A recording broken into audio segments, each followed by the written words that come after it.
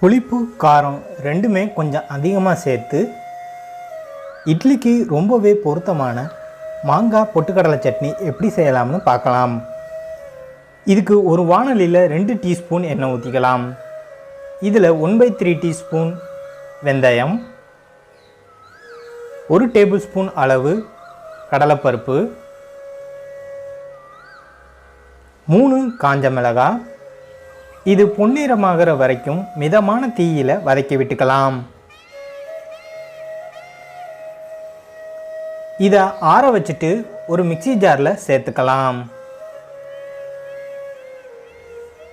இது கூட 2 table spoon பொட்டுக்கடலை, ஒரு மீடியம் சைஸ் மாங்காயில் ஒரு பகுதியை மட்டும் துண்டுகளாக நறுக்கி சேர்த்துக்கலாம்.